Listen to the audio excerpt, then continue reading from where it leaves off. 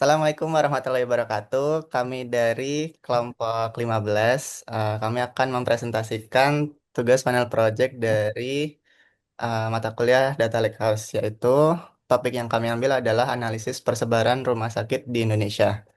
Perkenalkan, saya Wafi Harisasari dengan NRP 5026241020. Lalu saya Adiratna Aida Safa dengan NRP 5026241029. Baik, perkenalkan nama saya Benedictus Nicholas Christian dengan NRP 5026241187. Oke. Baik, untuk latar belakang dari pembuatan final project kami, itu layanan kesehatan itu merupakan kebutuhan dasar masyarakat yang berperan penting dalam meningkatkan kualitas hidup dan kesejahteraan penduduk. Terus, rumah sakit juga sebagai salah satu fasilitas kesehatan utama yang memiliki peran strategis dalam menyediakan layanan medis yang memadai bagi masyarakat. Namun, kondisi geografis Indonesia yang luas dan beragam berpotensi menimbulkan ketimpangan dalam distribusi rumah sakit antar wilayah. Oleh karena itu, penelitian ini dilakukan untuk menganalisis persebaran rumah sakit di Indonesia untuk mengetahui apakah ketersediaannya telah terdistribusi secara merata.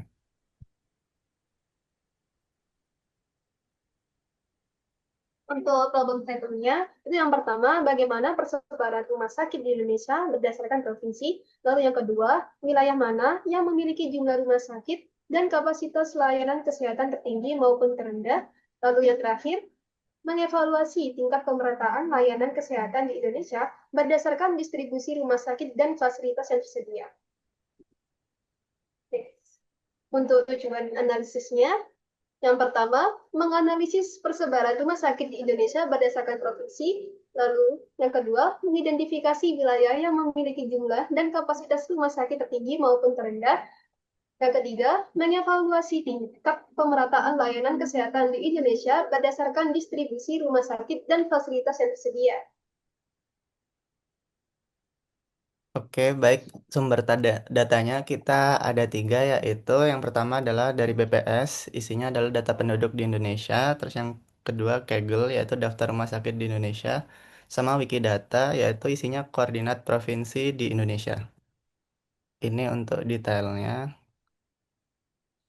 Untuk ringkasannya, data rumah sakit itu deskripsinya adalah data detail fasilitas kesehatan seluruh Indonesia. Variabel pentingnya ada nama rumah sakit, provinsi, jenis rumah sakit, kelas, total tempat tidur, dan total tenaga kerja. Terus jumlah barisnya ada 3080 baris. Terus yang kedua ada data penduduk yang dari BPS itu adalah data demografi per provinsi di Indonesia. Variabel pentingnya itu provinsi, jumlah penduduk dalam ribuan, terus kepadatan penduduk per kilometer persegi. Jumlah barisnya ada 38 baris. Lalu ada data koordinat yang dari Wikidata, itu data wilayah dan titik koordinat geospasial. Variabel pentingnya yaitu wilayah label, provinsi label, dan koordinat. Jumlah barisnya ada 515 baris. Itu. Terus selanjutnya untuk metode Lakehouse-nya sendiri, kami menggunakan metode medalion arsitektur, di mana untuk diagram arsitekturnya sendiri itu dapat menjadi tiga bagian, yaitu bronze, silver, dan gold. Pada bagian bronze itu berisi file mentahnya, lalu pada bagian silver untuk membersihkan file-file mentah tersebut, lalu pada gold akan dilakukan analisis. Lalu untuk fitur-fiturnya pada bronze layer adalah implementasi idempotensi dengan MD5 checksum untuk mencegah duplikasi data. Lalu pada silver layer, data cleansing itu untuk penanganan missing values uppercase dan lain-lain. Lalu pada silver layer juga dilakukan konversi ke format Parquet dan delta logging untuk versioning.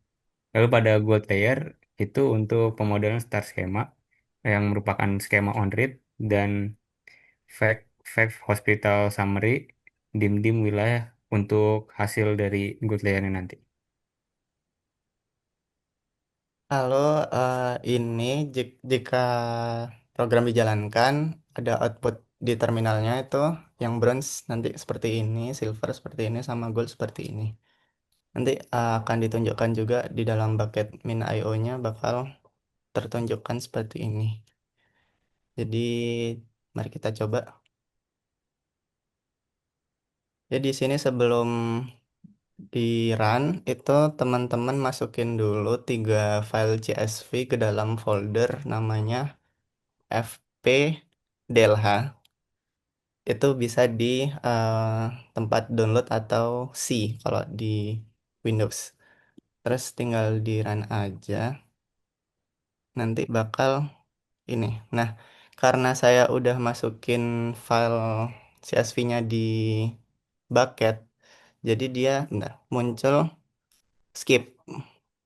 Itu buat nunjukin kalau menghindari duplikasi data. Jadi ini fitur idempotennya dia aktif ya. Oh di sini. Bentar. Sorry, sorry. Mau liatin. Nah ini. Di branch. Branch. Nih udah ada muncul raw-nya. Sama di sini juga udah muncul metadata karena kita juga kasih fitur metadata, dia munculin eh, ada source, ada timestamp, sama ada operator. Itu. Balik lagi. Oh, iya, ini udah. Terus habis itu ke yang silver ya. Nah, karena bronze-nya udah selesai, langsung aja. Oh, bentar, mau nunjukin yang metadata ini. Ada di sini kodenya. Terus buat yang silver, kalau udah berhasil semua, tinggal run aja.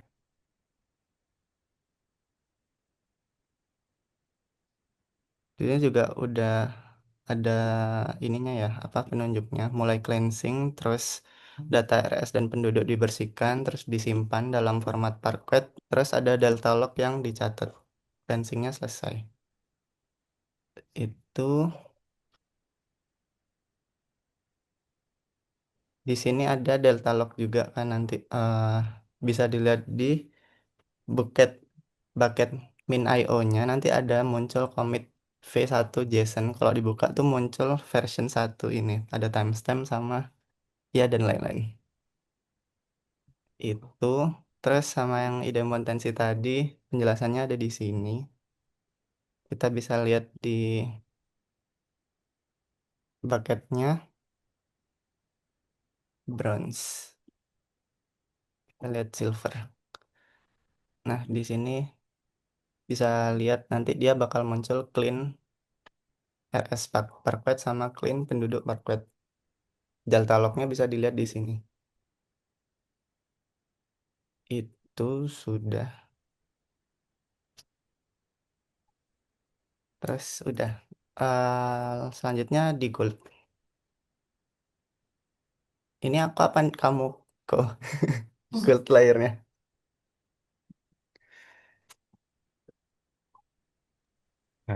Bisa lanjut dulu aja. Aku aja ya, oke. Terus di gold layernya langsung aja. eh, karena udah sukses juga, langsung di run aja.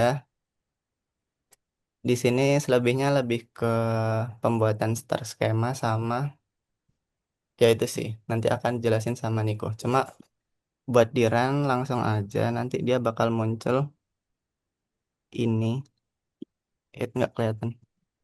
Ini yang di di ada di pre-cation warning sebenarnya di laptop saya aja sih. Cuma kalau dicoba sendiri nanti bakal muncul mulai modeling goal terus dia bakal sukses buat bikin star schema sama ini berhasil dimaterialisasi sama dikompresi dalam format Snappy. Terus modeling selesai.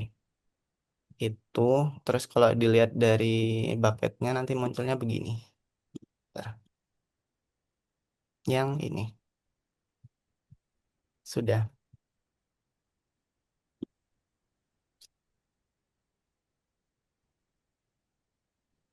sudah. Ya, Silakan. lanjut ke skema warehouse-nya. Di sini skema warehouse itu berbentuk star skema karena ada satu tabel fact-nya di pusat yang terhubung dengan table dimension di sekitarnya dia. Lalu untuk skema warehouse-nya ini ada RS detail, dim wilayah, dan fact hospital summary. Di mana pada eh, apa namanya? Pada table fact-nya itu nyimpen apa data numerik utama yang akan dianalisis. Seperti ada provinsi, terus total rumah sakit, total RS, terus total tempat tidur, terus ada total tenaga kerja dan rasio RS penduduk, rasio rumah sakit penduduknya. Yang dimana ini akan digunakan untuk proses agregasi dan analisis untuk menentukan jumlah rumah sakit per provinsi, kapasitas layanan kesehatan, sama perbandingan fasilitas kesehatan antar wilayahnya. Lalu dimension table di wilayahnya itu buat nyimpen informasi deskripsi mengenai wilayahnya. Jadi eh, seperti ada provinsi, jumlah penduduk, kepadatan penduduk per kilometer kuadrat, terus koordinat dan pulau, yang fungsinya untuk memberi konteks terhadap data pada fact table, supaya dapat dilakukan analisis berdasarkan karakteristik wilayahnya. Lalu eh, hubungan antar tabelnya ini itu menggunakan proses join untuk supaya data faktanya itu bisa lebih banyak ya. Udah sih itu aja. Oke. Bisa lanjut ke pemodelan star skemanya itu yang Voltaire yang tadi udah dijelasin sama Wafi dikit, di mana di Voltaire ini kalau secara prosesnya itu nanti bakal ngambil data parquet dari Silver, terus membuat tabel fakta dan pembuatan tabel dimensi atau slicing. Itu bisa dilihat di kode juga sudah terdapat penjelasan untuk pembagiannya, mulai dari ambil data parquet, terus pembuatan table fact-nya, dan pembuatan table dimension. Nah, habis itu buat skemanya sendiri nanti bisa dilihat di Beaver dengan metode skema on-read, di mana bisa dijalankan query pada bagian atas tersebut.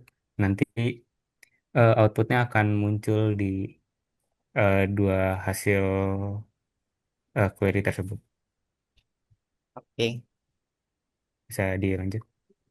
Selanjutnya adalah query. eh Langsung aja ke Debiver-nya. Salah. Yang mana Debiver? Ini. Apa ini? Oke. Bisa langsung dipakai aja file SQL-nya. Nanti ada konfigurasi dulu. Terus bikin skema warehouse-nya yang skema on-read yang dijelasin sama Nico. Terus nanti kalau ini dijalanin, nanti muncul seperti yang ada di PPT sama isi dari summary dari tiap provinsi. Lalu buat query-nya ada 6. Jadi ini yang pertama adalah 5 provinsi dengan total tempat tidur terbanyak, yaitu lebih dari 1.000 bed. Langsung aja. Jadi dia bakal muncul Jawa Tengah, Tiga Jakarta, Jawa Timur, Jogja, sama Papua. Terus yang kedua adalah rata-rata tenaga kerja berdasarkan jenis rumah sakit. Ya ini. Jadi ada rumah sakit khusus otak, infeksi, stroke, jantung, dan kanker. Terus dia ada average tenaga kerjanya. Itu. Baik, lanjut ke query ketiga sama keempat, bisa langsung ke kodenya tadi. Nah, ini itu fungsinya untuk mencari 5 provinsi yang terpadat penduduknya, yang di apa di atas 100 orang per kilometer kuadratnya, dan jumlah rumah sakitnya. Lalu bisa dijalankan kodenya. Oke, eh, dari hasilnya nanti akan muncul provinsi, total rumah sakit, dan jumlah penduduknya dalam ribuan. Itu muncul Jawa Timur, Jawa Barat, Jawa Tengah, Sumatera Utara, DKI Jakarta dengan total rumah sakitnya masing-masing dan jumlah penduduknya. Lalu untuk query keempat sendiri bisa sekalian dijalankan. Itu untuk persebaran jumlah rumah sakit berdasarkan instansi kepemilikan khusus yang berstatus blue. Lalu untuk hasilnya itu akan muncul kepemilikan dan jumlah rumah sakitnya, yaitu terdapat 19 kepemilikan dan jumlah rumah sakitnya ya berdasarkan kepemilikan itu. Itu. Lalu selanjutnya untuk query 5 dan query 6, langsung aja. Nah, di query 5 kita bakal menjalankan jumlah rumah sakit swasta di wilayah Pulau Jawa. Bisa dirang. Nah, jadi outputnya itu ada kolom provinsi dan total rumah sakit swasta ada 3. Di Jawa ada Jawa Timur itu 212 untuk totalnya. Lalu untuk query selanjutnya itu atau query ke-6 yaitu mengenai rasio tempat tidur rumah sakit per 1.000 penduduk. Yaitu kita nyarinya 5 provinsi rasio terendah. Jadi di sini ada 5 provinsi terendah dengan yang terendah itu Papua Pegunungan dengan rasio 0,26 sekian. Nah, nah selanjutnya langsung aja ke DAKDB. Jadi pada program ini, di kode ini, kita itu pertama itu bakal buat koneksi DAKDB in memory, kemudian bakal diaktifkan ekstensi HTTPFS agar DAKDB itu dapat mengakses file barcode yang tersimpan di min.io. Setelah itu dilakukan konfigurasi endpoint dan kredensial min.io. Nah, untuk outputnya, ini terlihat prosesnya itu dimulai dari Parquet Scan, di mana DAKDB itu hanya membaca kolom provinsi dan total tempat tidur, projection touchdown, serta langsung menerapkan filter total tempat tidur lebih dari 1.000 saat membaca file filter touchdown. Nah, setelah itu data dikelompokkan berdasarkan provinsi pada tahap hash group by. Jadi, eksperimen ini membuktikan bahwa DuckDB melakukan optimasi sejak proses pembacaan data sehingga query menjadi lebih cepat dan efisien. Next. Nah, untuk kesimpulannya, nah persebaran rumah sakit di distribusi fasilitas kesehatan itu sangat terpusat di Pulau Jawa. Sehingga yang paling banyak itu di Jawa Timur, Jawa Barat, dan Jawa Tengah. Nah, selanjutnya yang nomor 2, kapasitas tertinggi dan terendah itu yang tertinggi di wilayah Jawa, lalu yang terendah itu di mayoritas berada di wilayah timur Indonesia. Lalu untuk evaluasi pemerataan layanan kesehatan di Indonesia masih sangat timpang. Jadi wilayah wilayah luar Jawa itu mengalami krisis fasilitas yang paling buruk dengan rasio tempat tidur per penduduk paling rendah berada di Papua Pegunungan, Papua Tengah, dan Nusa Tenggara Timur. Sekian presentasi dari kami. Terima kasih. Assalamualaikum warahmatullahi wabarakatuh.